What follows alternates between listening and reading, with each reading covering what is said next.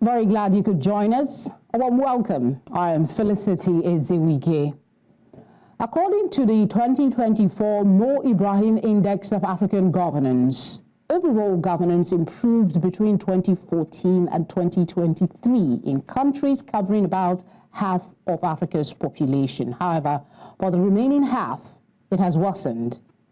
In all cases in the past 5 years, improvement, according to Mo Ibrahim Index, have largely stalled, and there are fears there may even be regression. For instance, in early 2024, President Gnassingbé of Togo, in power since 2005, orchestrated the revision of the constitution to remove term limits and continue the dynastic rule in the country. In October of 2024, President Felix Tshisekedi of the DRC suggested that term limits be removed. In both cases, one key body, the African Union, AU, whose role is the promotion and protection of democracy, was quiet. When it did speak up, congratulating the military-led government of Gabon on a successful constitutional referendum that was expected, of course, to provide the basis for the conduct of elections in this 2025, there was no reminder to that government that under existing AU framework, coup leaders should not run for election. These are just instances. While the AU has made some limited inroad, it does have a long and checkered history advancing and protecting democracy. Researchers like the extraordinary lecturer at the University of Pretoria, Adam Abebe, submits that the 2024 election, described as a super year with over 20 elections, was no exception. The AU's actions and omissions in 2024, he says, continued the pattern of limited advance, even regression, in pursuing its ambition of building a democratic, peaceful, and prosperous Africa. Now, ahead of the expected leadership transition at the AU this year, today's conversation on One Slot is an attempt to review and perhaps nudge actions towards improving AU's role in promoting and protecting democracy. I have three guests for this conversation. We have two present at the moment. That's Dr. Stanley Fongod. He's a Pan-Africanist and an economist. He joins us from the US. We also have Nixon Katembo. He's an analyst, Great Lakes and East Africa. He joins us from South Africa. We also have, joining us a little later, Professor Chidi Anselm Odinkalu. He practices international human rights law, Fletcher School of Law and Diplomacy. He is also in the United States. Gentlemen, thank you for giving us your time. Thanks for having us. All right, I'll start with you, Dr. Fongod. Some clarifications to set premise for this conversation. When the African Union replaced the OAU in 2002, the conversation was that it heralded a policy shift from non-interference in affairs of member states to non-indifference. I want you to talk to us about this policy shift and its relevance to the goal of promoting and protecting democracy.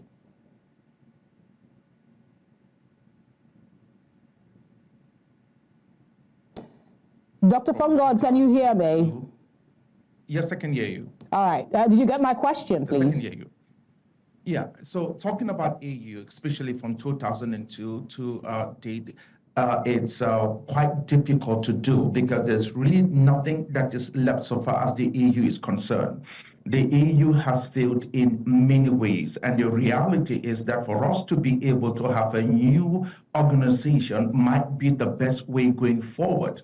What basically crumbled the old organization that we had, a new organization, the reality is that the old organization was not catering for democracy. All right, Doctor, let me interject because I wanted us to start off on a clarification basis. Of course, there are concerns about the very existence of the AU, but I wanted you to speak to us about, we know that at some point there was an agreement that the union would no longer turn a blind eye to how governments treat their citizens, and they will also monitor the principles of democratic constitution. This occurred as a result of the transition from AU to the from OAU to the African Union. So I wanted you to speak on this policy shift and the work towards, keeping democracy and protecting what we do have. The two terms here is non-interference in the affairs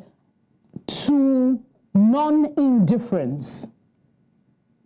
Well, the reality, what I was trying to say actually is that if you are looking at the present organization and the people we have and to whom it is that is actually running the AU now, I'm talking about the member states, none of them, especially almost all of them, have had some form of constitutional change in their own individual nations. Non-interference will become something else that they absolutely would cherish, reasons being that they are at fault, even at home, talk less of being, at the AU. So the AU is primarily made of men of the same caliber in relationship to how they look at democracy and how they're able to manipulate their own constitution just so that they can extend their stay in power. The reality is it makes no difference. You can talk about, non-interference. It makes no difference. You can talk about, the notion that they basically have non-difference. It makes also no difference. The reality is we have to start from scratch. I hate to be the bearer of bad news. The EU is dead. And frankly speaking, what we need is a funeral. We don't need a hospital. We need to start from scratch. And to start from scratch, there are ways in which we can do that, which I'm willing to take that further. But the reality is we cannot continue on this trajectory. Democracy on the continent of Africa has not worked. There are many reasons for that, but the EU has been a major reason why it has not worked. All right, let's come to you, Mr. Katembo.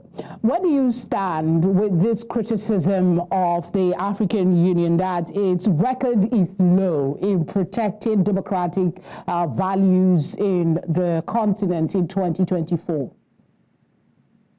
I think one of the most basic tenets that we need to begin with is the reason why the AU exists in the first place. I would mention that the forebearers of the founding Organization of African Unity had a noble principle of liberating the African continent from colonialism.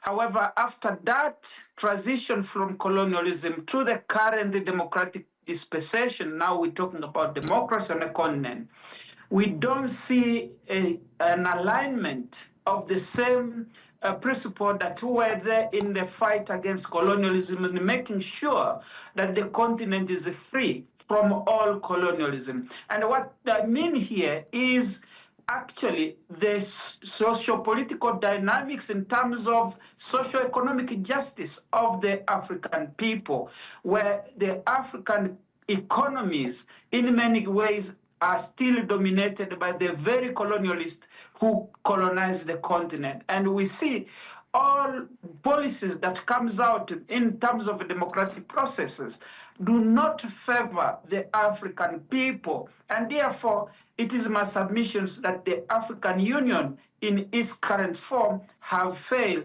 Even when we talk about democracy, we see the will of the people being subverted by the few elite for their own benefit and for the benefit of those who are controlling the means of production, particularly Western companies and the Western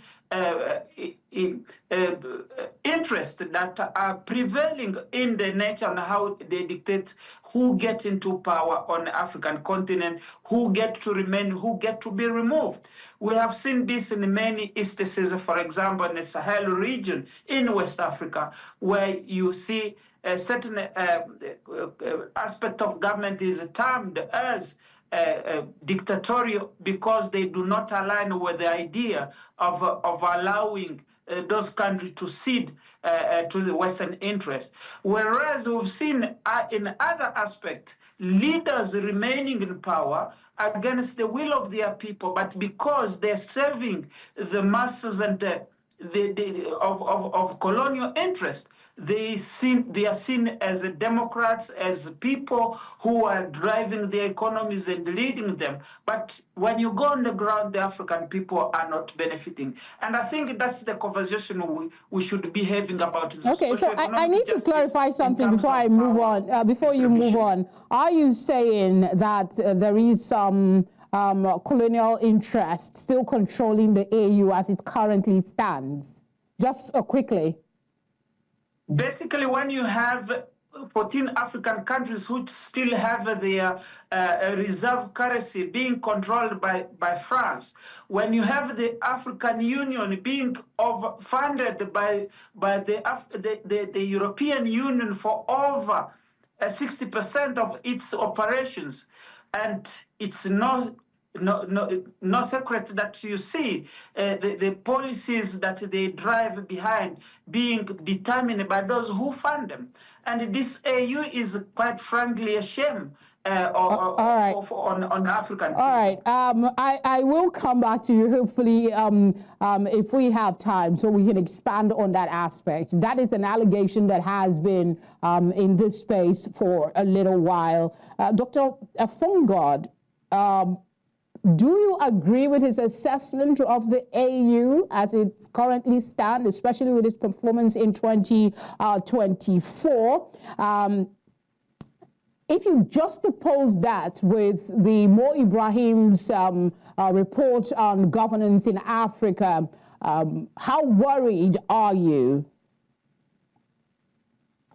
Well, I think in reality, and I actually stand in support with my co-panelist, the reality is that the EU, just like I said, is dead. It's sitting down on a 200 million edifice, constructed by the Chinese, in Addis Ababa. Recently, as of 2018, that particular building was known to have been blocked with back channels on its internet systems or intra-systems that the Chinese had access to that particular building. So whatever were the progress made in terms of the security of the continent and conversations that would have led to trade, the Chinese had those informations beforehand, which in itself was in antithesis to what is it that the continent needs. The AU is dead. Just like I said, there's really nothing to be done with that organization. It means nothing. If you have a bunch of people who are absolutely, corrupt in their individual nations, and then you bring them to this big boy club, which is called the AU, what will you expect them to do? The AU is not funded by us. It's not Afrocentric in nature. It is actually Eurocentric in nature. And so whatever it is that they ignite in the AU is primarily based upon what the foreign masters, want. So maybe we basically look at the building in Addis Ababa to become a postmodern structure, for what it is that Africa does not want. I want to get that from the submission the both of you have made. You do not believe that the AU has done anything in real terms to even push democracy in Africa in the recent past. And if I am to infer, correct me if I'm wrong, there is a regression in democracy in Africa based off my understanding of what you are saying. Yes. There is, absolutely. I mean, I'm wondering, what are the gains we have made so far as democracy is concerned, and how do we even define democracy in context of the African?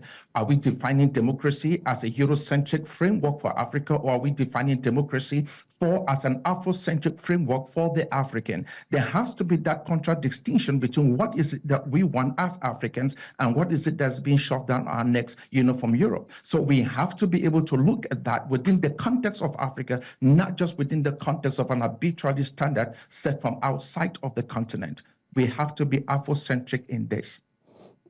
Okay, I'm going to come back to you to expatiate on that Afrocentric kind of democracy you talk about, because it's a fusion of different kind of political cultures across a board on the continent. You have the monarchy, you have the military, you have the pseudo-democracy and all of that. But let me go back to Mr. Katembo and talk about, both of you agree that the current constitution of the AU does not work so I actually prepared a question asking to review their actions in activities and democracies across the continent in 2024. But that has now become null based on what you have said. So I would rather you speak on, do you think it is dead and useless and should be completely removed from existence,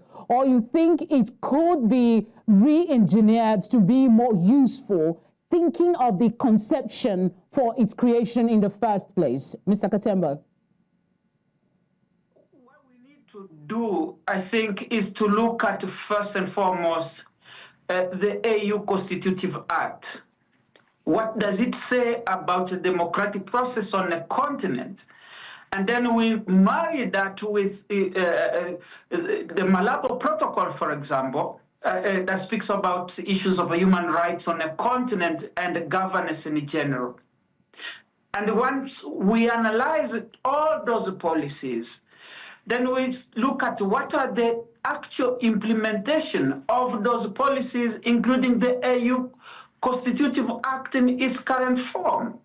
You see, when you look at this and you look at the actions of the African leaders and the AU as a whole, they do not align. And the question is, how do we get them to align to serve the African people on the continent? And the key word here for me is always social economic justice for the African people.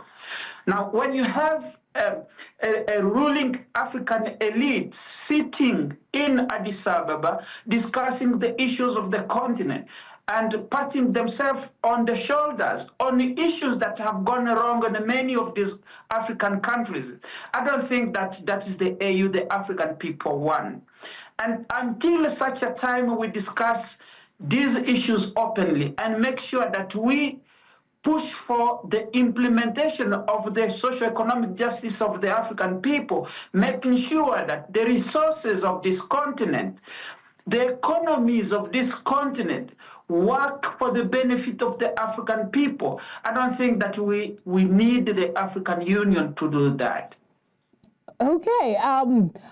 Please hold on to the thought. I do hope that I can remember to come back to you to speak a little more extensively on the context of change that you're looking at for the AU. I understand we have Professor Chidi Anselm joining us now from the US. Thank you very much for giving us your time. I'll just quickly bring you up to speed to get your perception. Ibrahim thinks there is a regression in democracy in the past 5 years. There is an analyst who is saying that AU has failed in its responsibility in protecting and promoting democracy in 2024. My guests, from what they've said, they do not believe that the AU as it is currently constituted remains of relevance for Africa. So what is your perception on this submission? And I mean, we get that and then we establish further questions, sir. No, thank you. Thank you very much for having me. And I should apologize for joining the conversation a little late. I was teaching. Now, I'm not quite sure I can be as categorical as my colleagues on the program, on the panel, one way or the other, and for evident reasons. At the moment, for instance, I'm counsel leading. I'm leading my colleagues in litigation before the African Court on Human and People's Rights against Tanzania on behalf of the Tanzanian opposition in relation to issues affecting elections in Tanzania. And we're just about to file our final briefs. Just the mere fact alone that we're able to litigate an African election before an African court was unimaginable when we were negotiating the African Court and getting it, the African Court Protocol in 1998. Okay? Now, so I think it's important for us to step back a little and ask the question, what is the AU? The AU is not a bunch of heads of state, as important as they are. The AU is African states, including African citizens, together, and it's about norms, its institutions, its processes, its opportunities, taken opportunities missed. And at the moment, in addition to the Constitutive Act and the other instruments that I've heard mentioned here, like the Malabo Protocol, we have an African Charter on Democracy, Elections, and Governance. Adopted at the moment, I think there are 39 African states that are party to it. And all the regional economic communities, ECOWAS, the East African Community, SADC, all have standards on democracy and elections, and this is work in progress. The mere existence of those standards was not contemplable at the time that the Organization of African Unity was formed in 1963, because the notion of sovereignty in Africa was different. It was exclusive. It did not admit of those kinds of things. So I think it's important for us to admit that we've made progress at the normative level. Now, at the practical level, it's actually factually inaccurate to say we have not made progress in elections in Africa. I can read out to you. Senegal did an election last year. Senegal, Botswana, Namibia, South Africa, Ghana, Mozambique are some of the major elections that took place in Africa last year. The only one of those that was manifestly problematic and almost certainly stolen was Mozambique.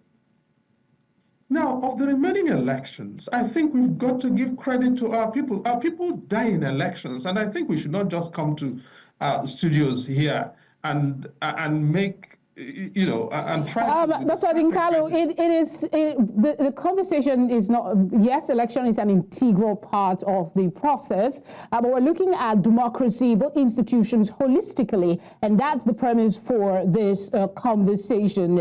Sorry, I missed some words there. I didn't quite.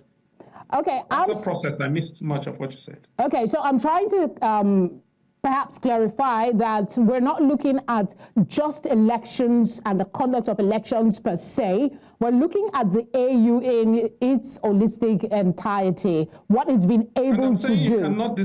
I'm saying you cannot disembowel those one from the other. No, there are places where there have been problems, and I think we should acknowledge those honestly.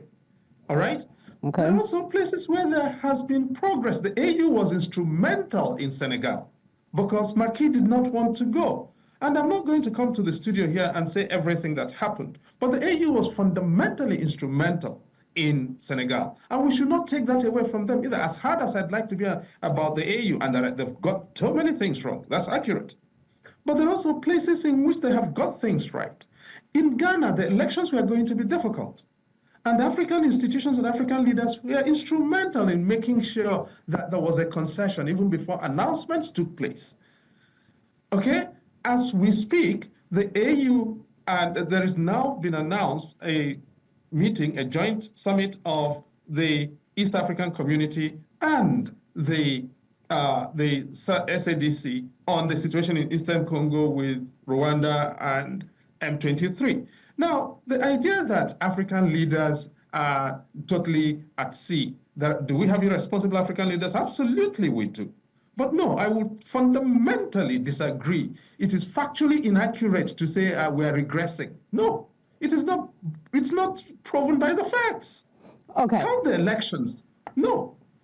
All right, let's bring back Dr. Fongod before we move on to other aspects. I want you to react to Dr. Odinkalu's, Professor Odinkalu's position.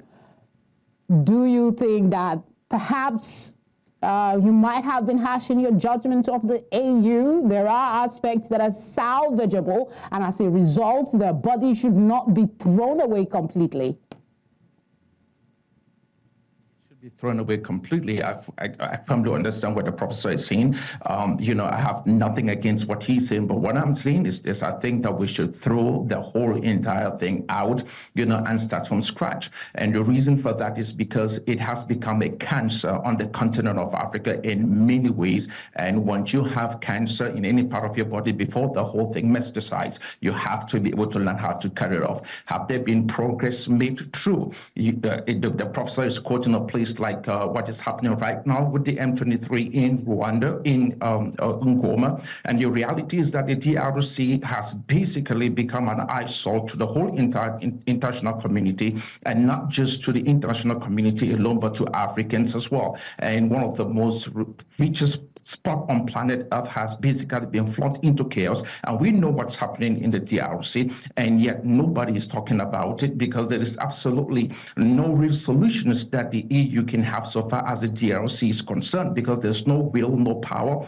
no real legitimate ambitions to be able to end that madness, if not for all foreign interference that is taking place out there because of what the rest of the world is harvesting so far as the DRC is concerned. So the notion about progress, I get progress, but when we have people dying every single day, like in the DRC, when we have people dying in Central African Republic, when we have folks basically being slaughtered in the Sahel, I don't want to hear about progress. I'm talking about bringing an let me end to interject, what is and I'm happening. staying with you, Mr. Katembo. I'll come with you, but I'm staying with you, Dr. Fongod, because you are of the view that the AU should go scrapping. When you say scrapping, I'm speaking from a very basic understanding. You mean start afresh. If you are starting afresh, where are you starting from? Is it not going to still be the leaders of existing countries coming together and agreeing to form a union? What would be the basis of this rebirth, if I will use that word, that you envisage? We need to restructure the way the AU actually is right now. And the idea that you can have political leaders, I understand that it's not just, presidents from different African countries that basically runs the AU. That's not what I'm saying. But I'm saying that if you have them to become the backbone, the structure of the organization, that in itself basically has not helped us. And secondly, I also do not want unelected bureaucrats basically running the AU, because we don't know exactly who they are. There has to be a structure. Do I have the answers for what the structure will look like? No, but I'm working on it. What I'm trying to say is there has to be a structure in which there's real accountability, it is open and it is fair, in such a way where we have folks who are absolutely Pan-Africans running the show, rather than guys who are being manipulated by every country from outside of the continent for their own selfish ambitions on the continent of Africa. I think that when we elect someone into a position of authority on the continent of Africa, that individual has to be Afrocentric. The person must think first about the people to whom it is that he has been elected to serve. Mr. Katembo, I'm with you now. I want you, because you also have similar view, I want you to react to Professor Odinkalu's submission in opening quickly. I think with all due respect to Professor's submissions, in my previous submissions, I made it clear that we have the Constitutive Act, we have the Malabo Protocol, we have the Protocol on the Governance and the Democratic Elections, so on. But if you look at all these protocols and all the documents that are guideline principles of the AU, they have not been actualized in a way that serves the African people, and that's in my bone of contention. If you give you one example, for example, the issue of the Democratic Republic of Congo, you would recall that in 2018, there was an election in that country, and there was a contestation on who won the elections. And it's actually the chair of the African head of state, Paul Kagame, said that they must put a hold on the announcement of the elections. While there was a difference with the SADC leader at the time, President Cyril Ramaphosa, saying that no, Tshisekedi won when there have been contestation about this. So we cannot say that we having elections, there are elections here and so on, when actually we are not addressing the question of socio-political and economic justice for the African people. And for me, that is the basic principle and argument that I'm putting forward, that let us look at the various instruments that established the AU, whether they are working for the African people in terms of socio-economic development, in terms of economic prosperity, and advancing various fields and various aspects of our economic life, political and otherwise on the continent. But instead, what we see, just because Botswana had a transition in elections, does not mean that all Botswana then have enjoyed the democratic gain of their country. What we see is a club of leaders actually patting themselves on the shoulders and while the people are suffering. All right. My colleague mentioned the issue of the DRC. Why we have a problem in Guinea-Conakry, for example? Why do we have a problem? So we cannot isolate these pockets of what my colleague, the Professor Tamzet, assumed to be excellence in terms of a democratic process. All right, Mr. Katembo. Without overlooking the overall picture of governance on the continent. I'll go on a short break. When we come back, I'll be asking Professor Odinkalu questions about the selective reactions and choosing silence in areas they should speak up and what needs to change when we come back from this break. Stay with us. Thank you for staying with us. We still have our guests, Mr. Nixon Katembo, Dr. Stanley Fongod, and Professor Chidi Anselm. Prof, I want to come back to you based off your positions. My thoughts are fluid, so I might make some mistakes.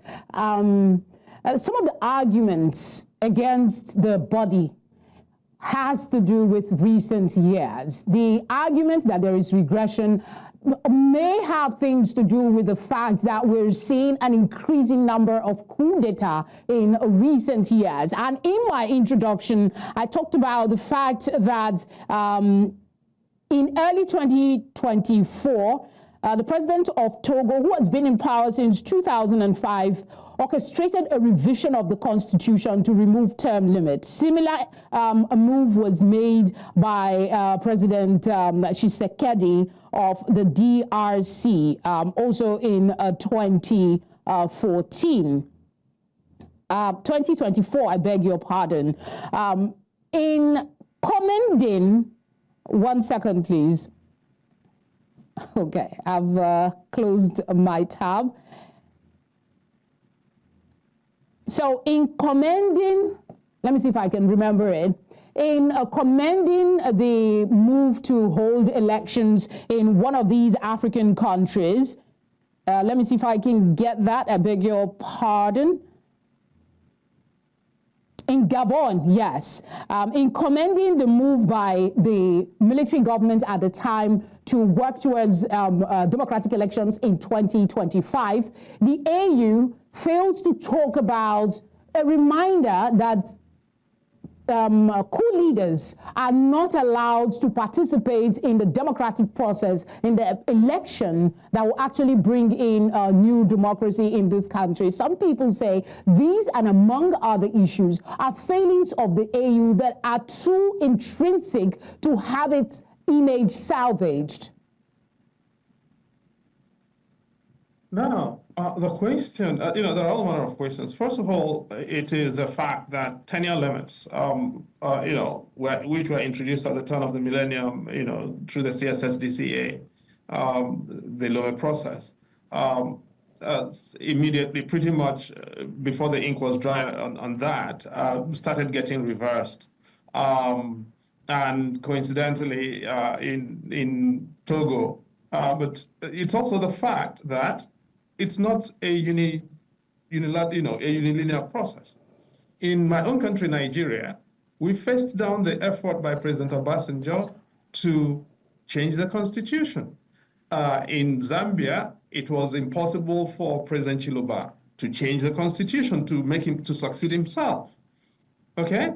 There have been, I did an entire book on that in 2017, the myth of the indispensable man in Africa.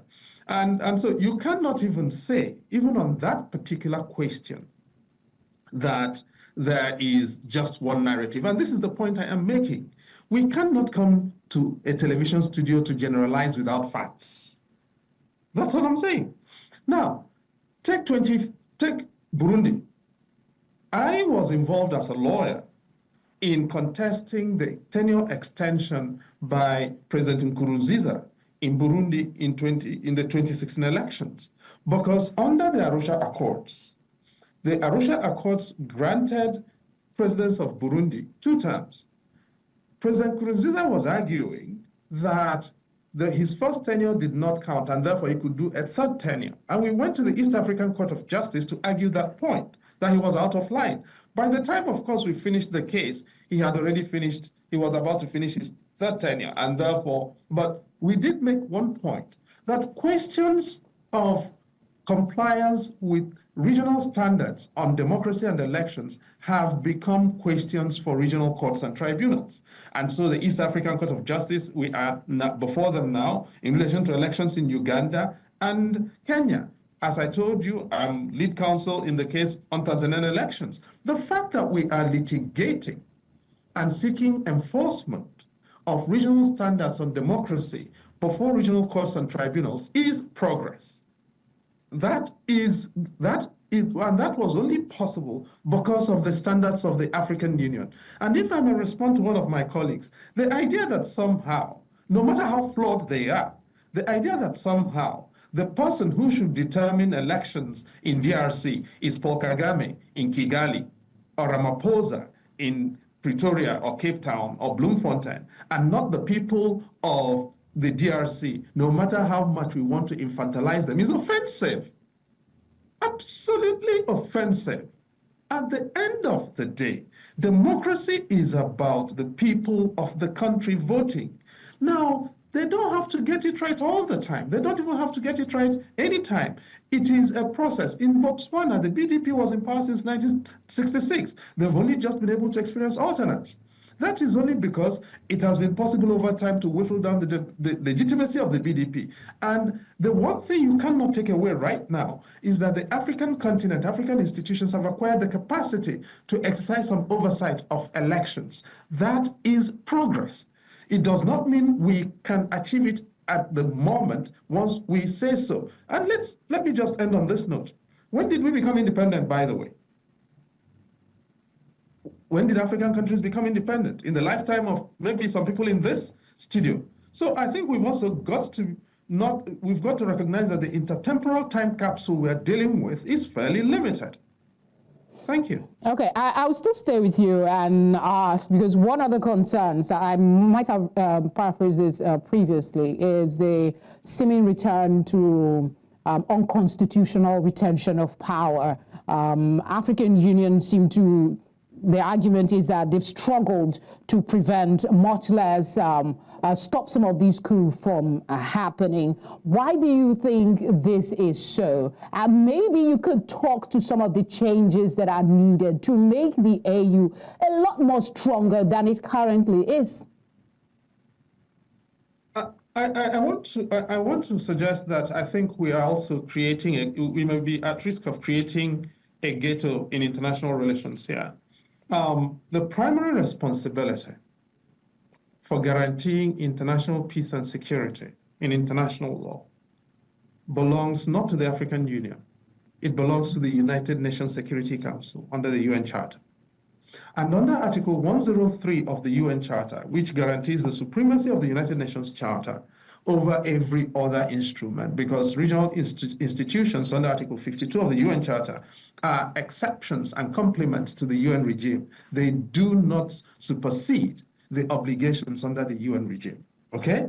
Now, that is the one thing we have got to recognize, particularly in a conversation we are having on the 140th anniversary of the Berlin Conference. The crisis in the Congo at the end of the day was invented in Berlin. You know, we can sit down here and abuse Congolese all we want and Rwandese all we want, but the crisis in Congo has got a definite externality. There is no way you're going to figure out that crisis, even if you're looking for boundaries and citizenship decisions and all of that. You're going to archives in Belgium. You're not going to archives in Kinshasa, all right? And you're not going to archives in Addis Ababa. And so the first thing is we've got to recognize the externalities in the African narrative of instability and of incompletion. Now, within that framework, we've got to recognize our African failures, and they are many. However, we should not also assume unilinearity, the idea that progress is only in one direction. As we speak, the United States of America is going through a fundamental reversal of its democratic conventions and standards. Nobody should assume that the only way this thing is going to go is in one way. No. Nobody could have foreseen the degree of destruction electoral annihilation of the ruling party in Botswana last year. And so it seems to me that in my own country, Nigeria, we've made tremendous reversals. But it's also the fact that there are African countries that the AU cannot manage. Nigeria is one of them. Ethiopia is one of them. Egypt is one of them. South Africa is one of them. These are regional anchor countries. And to be able to address those countries, the AU may be present, but you do need the United Nations and global multilateralism. And where in this conversation we're having is there space for the failure of global assistance to Africa, given that Europe created the African mess that we are dealing with? All right, Mr. Katembo, I want you to speak on another aspect. You, if I get you correctly, you weren't totally for the scrapping. You did say that how it is currently constituted need to change. We have a new chairperson expected soon. What role do you think this leadership will play in shaping the promotion of a democracy agenda, and what would be a key agenda for the incoming, if you were to recommend? I think the key agenda here is to relook at all the activities and the principles of the African Union centered around serving the African people. And I'm being deliberate here. In all my submission, you would have heard the word socioeconomic justice. Why I say this, because much of this, and to the Prof's own credit, go to the Berlin Conference. And I said earlier that you look at these African leaders and institutions mostly serving at the behest of those who are funding them, mostly the West. And now, if you're going to look at, for example, the case of Botswana and how it is, there always talks about the mineral ownership of that country, the BS being dictating the terms of what is happening in the country, even though diamond is part and parcel of the mining concession in the country. So what we need to look at is how do we engineer in Africa that first it look after its resources, and those resources spur development, and those resources give the African continent the voice that it deserves in world affairs. Now, we talk about the United Nations, Prof. I think when we look about the UN Charter, has it implemented fully and equally in terms of serving the African people? The United Nations have been in a Congo for the past 25 years. What has it achieved in that particular country where the conflict is going on? Yet, if you take, for example, one aspect of the cobalt, which is about 70% of the world reserve are found in the DRC, coltan, almost over 60% of that particular mineral in the DRC, yet the UN is there, and both the UN Security Council members, permanent Security Council members, are having the play of interest in that particular conflict in the DRC. But also you can see the statement that they are issuing in terms of what is going on in Eastern DRC. So the question is, where is the African Union? If we say that is making progress, where is the African Union in all of this? We see both of them not doing really anything in terms of what is going on the continent, particularly when to come to African economies. Therefore, it is my submissions that we need to reform the African Union. An African Union that is going to serve its people, not in terms of just having democratic election in one pocket of excellence like Botswana or Senegal, but look at it holistically in terms of economy, in terms of the geostrategic positioning of the continent vis-a-vis the rest of the world, so that we don't become subservient and depending on the UN to solve our issues when it comes to governance. All right, Dr. Fongod, the same question.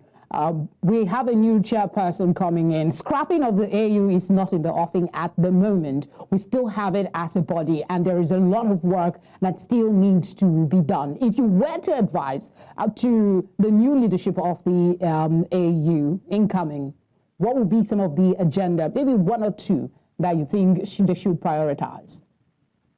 Please beg me to basically say this, especially to the professor. I don't think that addressing the issues of the continent of Africa has to be linear.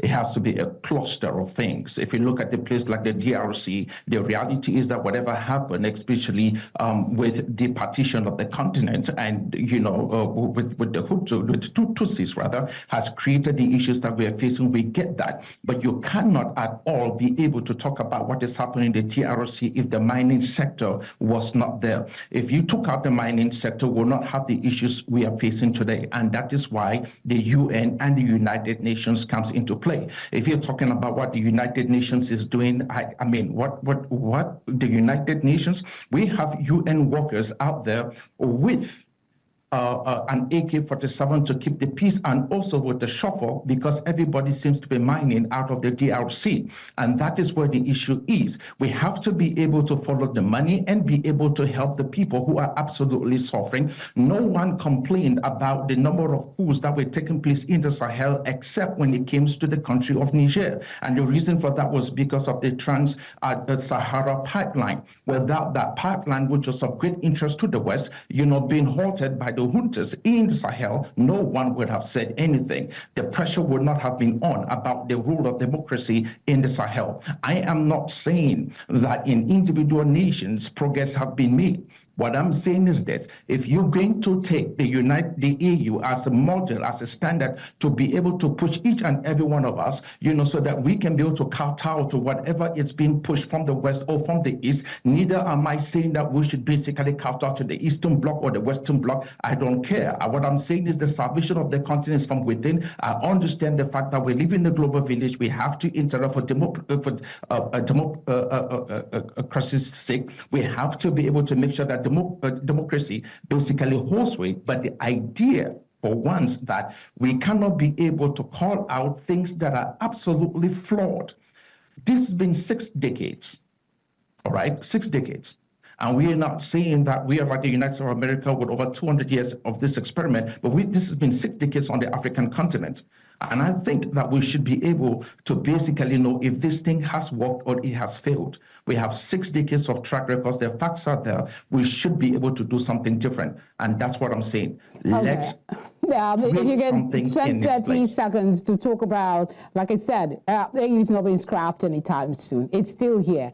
Do you want to speak on that, or you'd rather not set any sort of agenda for the leadership? Sorry, can you rephrase the question? I can't hear you. Dr. Fongod, my original question, I knew you wanted to respond to what Professor Odinkalu said, but my original question is the new leadership that's incoming. In a couple of months, we'll have new leadership for the AU. There is still possibility for improvement on what currently exists, pending when the conversation becomes critical for complete scrapping. So if you were to set an agenda for the new leadership in hopes of maybe creating something that has any semblance to what you aspire to, what would that be? Well, that the EU should currently have a force that is really good, a force that will not cut out to anyone, a force that is respected, so they can be able to maintain the charters that they have created. If there is no force that can be able to enforce whatever rules that they have, then every single thing else just becomes a joke. I think that we really need to be able to make sure that we have people who are Pan-Africans running this, not folks who will be listening to whatever is coming out of the West or the East. All right, Dr. Odinkalu, I want you to speak briefly on the AU human rights mechanism and its role that it is playing. You talked about the fact that we can litigate elections here on the continent, but how is it in other ways supporting the promotion of democracy? If I may just briefly, the idea that we've got to have forces, policing us, transnational forces policing us all over Africa, with all due respect, just doesn't wash, quite frankly, for obvious reasons. And now, that said, there have been cases in which African forces have intervened on elections and democracy in Africa since 1997. And I could give you several examples. Oh, I'm sorry to interject. We have less than 2 minutes to wrap up, so yeah. You have that's fine. Okay. In Liberia, in 1997, ECOWAS threatened prosecutions to force issues. There was the blockade by East African community in Burundi to force issues into the Arusha Accords. The most recent, of course, was in the Gambia, where ECOWAS is still in place. In Bissau, ECOWAS regional forces are still in place with authority of the African Union. And a lot of that was legitimized, just going back by jurisprudence from the African regional human rights system, beginning with the African Commission on Human and People's Rights in the Jawara case and the Nigeria cases. And so there's been an interplay between, and this is the point I'm making, the normative and institutional dimensions of the African Union are important in this. But we seem to be fixated on presidents who come and go. And we forget to see the opportunities that we've got as individuals and citizens, as groups of advocates and actors on the African continent to help to keep improving that process. I don't disagree with the idea that we need reform. Of course, change is a constant in life. And in that process of change, we can make use of the opportunities that exist and not continue to say, well, nothing works, because that fundamentally is not true. It's not supported by the evidence. Gentlemen, I really, honestly, for the first time in a long while, I really wish we had more time to continue this conversation, but that's all the time we got for today. Thank you very much for speaking with us and sharing your thoughts on the African Union and its growth. Thank you very much. Thanks for having us. Thank you. And that's our program for today. Thank you, as always, for being part of us. Remember, you can share your thoughts. We can take this conversation off television and go to social media. You can find us on all social media platforms. On YouTube, just look for One Slot. Use the hashtag One Slot on News Central channel, and you will rewatch some of these conversations. Thank you for watching. I'll see you next time.